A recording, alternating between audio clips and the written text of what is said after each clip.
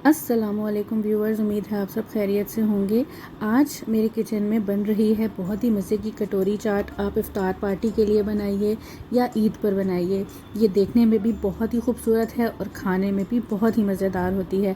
तो आइए इसकी रेसिपी का आगाज़ करते हैं बिस्मिल्लाहिर्रहमानिर्रहीम के साथ। इसके लिए मैंने लिया है तकरीबन 1.5 कप के बराबर मैदा। ये देख सकते हैं आप, ये 1.5 कप के बराबर मैदा है। 2 टेबलस्पून मैं इसमें डाल रही हूँ सूजी, और ये तकरीबन ½ टीस्पून के बराबर अजवाइन है। अजवाइन को हाथ पे थोड़ा सा हम रब करेंगे, मसलेंगे, मसल के हम इसको डाल देंगे। ½ टीस्पून के बराबर इसमें मैं डालूंगी नमक, ½ टीस्पून ज़ीरा, और थोड़ा सा मैं पहले ऑयल डालूंगी, तकरीबन ½ टेबलस्पून या 1 टेबलस्पून के बराबर। और इसको डाल के हम इसको हाथ की मदद से हल्का सा जो है वो इसका क्रम्बल सा बनाएंगे। और मैं आपको बताऊंगी कि इसका क्रम्बल हमें कैसे, ये आप देखिए, ये मैंने पहले मसला है और मैं आपको दिखाती हूँ। जब मैं इसको दबा के पकड़ूंगी तो ये बिखरा बिखरा सा है। अभी हमें क्रम्बल जो है वो इसको थोड़ा सा और सॉफ्ट करना है। इसके लिए हम थोड़ा सा लिटिल बाय लिटिल ½ टीस्पून के बराबर इस तरह से ऑयल डालते जाएंगे और फिर से हम इसको जो है वो अच्छी तरीके से मिक्स करेंगे। और अब मैं आपको दिखाती हूँ, ये देखें, इस तरह मसलते जाएंगे, मिलाते जाएंगे। और ये देखें, इस तरह से हम, ये देखें, इस तरह का क्रम्बल जब हो जाए, अब आपने ऑयल डालना बंद कर देना है। अब हम इसको पानी से गूंदेंगे और हम इसका बनाएंगे सॉफ्ट। थोड़ा थोड़ा करके हम इसमें पानी डालते जाएंगे और पानी डाल के हम इसको जो है वो इस तरीके से इसको हम इसका डो बना लेंगे। ये देखें, डो हमारी तैयार हो गई है। इसे जिस तरह आटा गूंदते हैं उस तरह गूंद लें, या पिज़्ज़े का आटा जिस तरह गूंदते हैं उस तरह से आप इसे गूंद लें हथेली की मदद से। और इसके बाद इसको 3 से 4 मिनट गूंदने के बाद आप हल्का सा जो है वो ऑयल डालेंगे जिस बर्तन में आपने इसे रखना है। थोड़ा सा मैं इसकी बेस में डाल रही हूँ, तकरीबन 1 टेबलस्पून के बराबर ऑयल।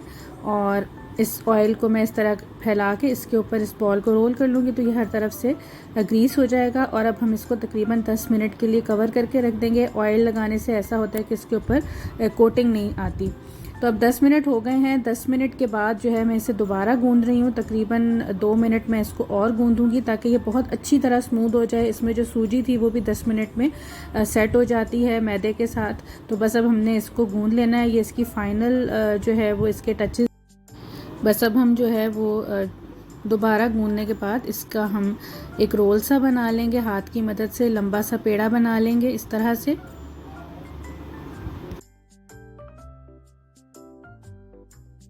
अब किसी भी कटर या छुरी की मदद से आप इसके जो है ये पेड़े या पीसेस इस तरह से काट लीजिए। ये देखें, इस तरह, जिस तरह आप पापड़ी बनाते हैं ना, तकरीबन उसके साइज़ के लिए जिस तरह से आप पेड़ा लेते हैं छोटा सा, वैसे आपने लेना है। तो अब ये देखें, इसको अब हम ड्राई आटा डाल के थोड़ा सा काउंटर पे बेल लेंगे।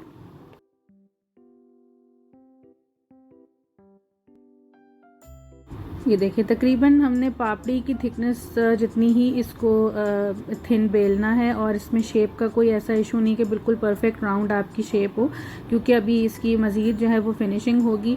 अब ये रोटी बेल ली हमने, पापड़ी से थोड़ी सी जान में होनी चाहिए ये। और अब फोक की मदद से इसको हमने प्रिक कर लिया। इस तरह से ये करना बहुत ज़रूरी है।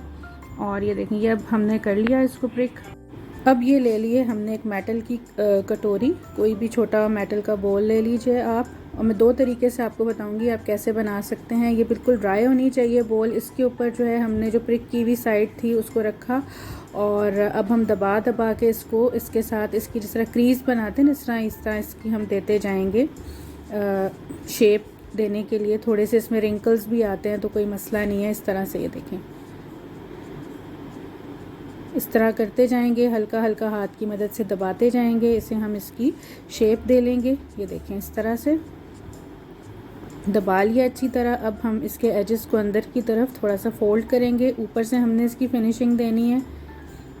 और ये देखिए, इस तरह से इसको दबा लेंगे हम अच्छी तरह ताकि ये सेट हो जाए। अब हम जो इसका एक्स्ट्रा पार्ट है अंदर की तरफ, उसे हम नाइफ़ की मदद से जो है वो निकाल देंगे। आप फिंगर से कर सकते हैं इजीली, तो आप फिंगर से कर लीजिए। इस तरह से देखें, बहुत इजीली ये हो जाता है, कोई इसमें इतनी रॉकेट साइंस नहीं है। बस आपके पास मेटल की बॉल होनी चाहिए, या अगर मेटल का बॉल नहीं है तो एक ऑल्टरनेट वे मैं आपको और बताऊँगी।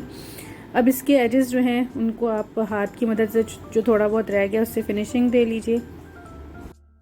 चलें, ये अब हमारी जो है सेट हो गई है। अब मैं इसकी आउटर साइड को भी फोक की मदद से प्रिक कर लूँगी थोड़ा थोड़ा, इस तरह से। ये देखें, ये प्रिक हो गई। ये देखें, ये तैयार है अब फ्राइंग के लिए। अब हम ले लेंगे ऑयल, उसके अंदर हम इसको करेंगे फ्राई। इस तरह से हम इसमें रख देंगे बोल, और ये देखें लो टू मीडियम फ्लेम पे हम इसे फ्राई करेंगे, बिल्कुल उसी तरह जिस तरह पापड़ी को करते हैं। इसकी नीचे वाली साइड थोड़ी देर, एक आधा मिनट जो है वो फ्राई होगी, और उसके बाद मैं आपको बताऊंगी कि क्या करना है। अभी देखें, ये हम अंदर की तरफ तेल डालते जा रहे हैं, उससे आहिस्ता आहिस्ता ये जो इसकी कटोरी की बाहर वाली लेयर है, ये अंदर वाली जो मेटल है उसको आहिस्ता आहिस्ता ये छोड़ने लगेगी। अब इसे हम पलट लेंगे। ये देखें, आपको बैक साइड पे जो है इसकी हल्का हल्का लग रहा है कि लाइट गोल्डन सा कलर आने लगा है। और ये देखें, मैं साइड से ऑयल डालती जा रही हूँ इसके ऊपर, ताकि ये हर तरफ से इवनली जो है वो इस पर कलर आए। और अब ये मैं आपको दिखाती हूँ इसकी मैंने किस तरह से इसकी मेटल की कटोरी, ये देखें ये आराम से निकल आई, ये खुद ही छोड़ देती है। तो ये अब मैं इसको किसी भी चिमटे की मदद से पकड़ के निकाल लूँगी। और इसके अंदर भी देखें आपको ऑयल नज़र आ रहा है। इससे होगा कि अंदर से भी पकेगी, बाहर से भी पकेगी। तो आपने इसे इवनली हर तरफ से लाइट गोल्डन सा कलर दे लेना है। बहुत अच्छा सा ये क्रिस्प हो जाए तो फिर हम इसको डिश आउट करेंगे, इसे हम निकालेंगे। ये देखें, ये 4 से 5 मिनट आपको लगेंगे बहुत सुकून और सब्र से। ये देखें, इस तरह का बहुत अच्छा सा कलर आएगा इवनली। ये देखें, ये लाइट गोल्डन कलर इस पे आ गया है, बहुत अच्छी सी ये क्रिस्प हो गई है। अब आप इसे किसी भी टिश्यू पेपर पे या किचन टॉवल पे निकाल लें, इसका एक्सेस ऑयल ड्रेन करें। इस तरह आप तमाम कटोरियाँ बना के तैयार कर लीजिए। ये देखें, अभी मैंने एक साथ इसमें 2 डाली हैं। और मैं आपको एक ऑल्टरनेट वे भी बताऊंगी कि अगर आपके पास मेटल की कटोरी नहीं है, या इस तरह आपको लगता है कि ये ज़्यादा थोड़ा सा डर लगता है डालते हुए, तो दूसरा एक तरीका है, मैं आपके साथ वो भी शेयर करूंगी। तो ये देखें, ये तो 2 एक साथ हैं, और एक और मैं इसी के अंदर आपको फ्राई करके अभी दिखाती हूँ। अच्छा जी, ऑल्टरनेट वे इसका अब ये है कि आपने इसी तरह एक जो है वो कटोरी के लिए छोटी सी रोटी बेली, उसे आपने प्रिक कर लिया। अब हम ले लेंगे कोई भी मेटल का ग्लास, अमूमन ये ग्लासेस तो घरों में होते ही हैं। इस पे हम इस रोटी को लगा लेंगे प्रिक करने के बाद, जिस तरह हमने कटोरी पे लगाने से पहले प्रिक किया था। और अब हम इस तरह इसको इस पे भी अच्छी तरह लगा के शेप दे लेंगे। ये देखें, ये इस पे लग गई है। अब हमने इसके जो है इसको शेप देनी है हम नाइफ़ की मदद से। इसको देखें, इसके किनारे जो अनइवन है और थोड़े रफ से हैं, उन्हें हम नाइफ़ की मदद से इस तरह से निकाल लेंगे। ये देखें, ये अब हो गया। ये साइड पे रख देंगे इसको निकाल के, और दोबारा से इसको थोड़ा सा प्रेस कर लेंगे।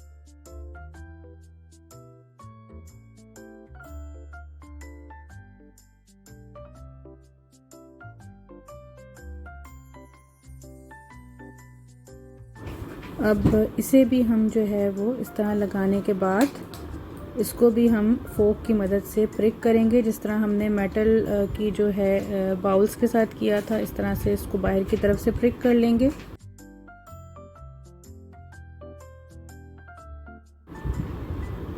और ये देखें, अब जिस ऑयल में पहले से मैं कुछ कटोरियाँ फ्राई करी थी, उसमें ये मैं ग्लास डाल दूँगी, और मैं साइड से इसके ऊपर ऑयल डालती जाऊँगी। उससे क्या होगा, ये आहिस्ता आहिस्ता जो है ये ग्लास को भी छोड़ देगा। इस तरह से देखिए, चम्मच की मदद से आपने ऑयल इसको डालते जाना है, घुमाते जाना है। ये देखें, ये अब इसने ग्लास को छोड़ दिया है। अब हम इसे पलट लेंगे। ये देखें, इसकी भी बहुत अच्छी शेप आई है, बहुत प्यारी इसकी भी कटोरी तैयार हुई है। अब आपने इन सबको जो है वो फ्राई कर लेना है लो टू मीडियम हीट पे। मेरे पास एक छोटा सा पीस बच गया था, मैंने वो भी इसमें डाल दिया है। चलें, और कुछ ना सही छोटी सी एक पापड़ी हमारे पास बन जाएगी। अच्छा जी, जो हमारी जो है वो कटोरियाँ रेडी हो गई थी, 2 वो तो मैंने निकाल ली, वो पहले से डाली हुई थी। अब ये लास्ट है, इसको भी मैं फ्राई करके निकाल लूँगी। इस तरह आपने तमाम जो कटोरियाँ हैं वो फ्राई करके तैयार कर लेनी है।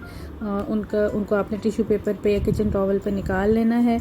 अब जो है वो इन तैयार की हुई कटोरियों को हम एक साइड पे रख देंगे और अब हम बनाएंगे इसके लिए चना चाट। इसके लिए मैं तकरीबन 2 कप के बराबर एक बोल में ले रही हूँ चने। ये उबले हुए चने, इसमें मैं डालूंगी तकरीबन 3/4 टीस्पून के बराबर नमक, आधा टीस्पून काला नमक, 1 टीस्पून या हस्बे ज़ायका चाट मसाला।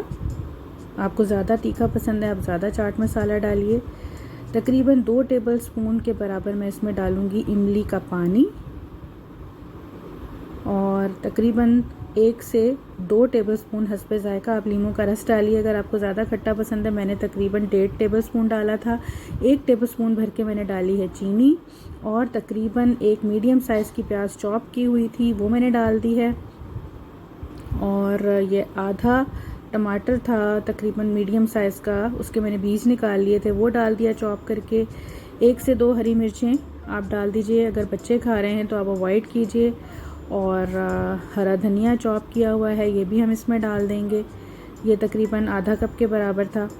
और ये आप हस्बे, अब ये तकरीबन उबले हुए आलू थे 2 मीडियम साइज़ के, उनको मैंने क्यूब्स की शक्ल में काट लिया था, वो भी मैं इसमें डाल दूंगी।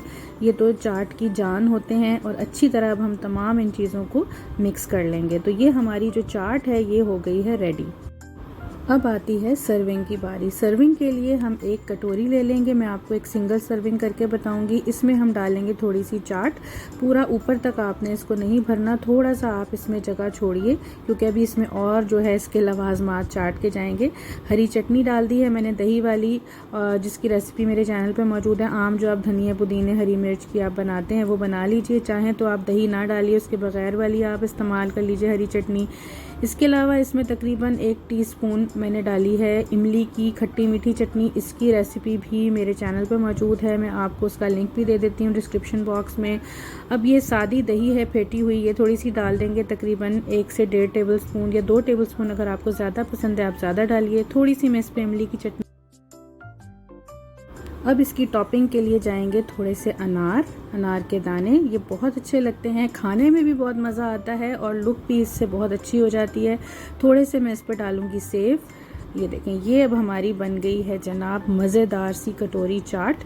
इसको आप ज़रूर बनाइए इस तरीके से और मुझे बताइए कि कैसा बना। यकीनन खाने वाले और देखने वाले दोनों आपके हुनर और फ़न की दाद देंगे।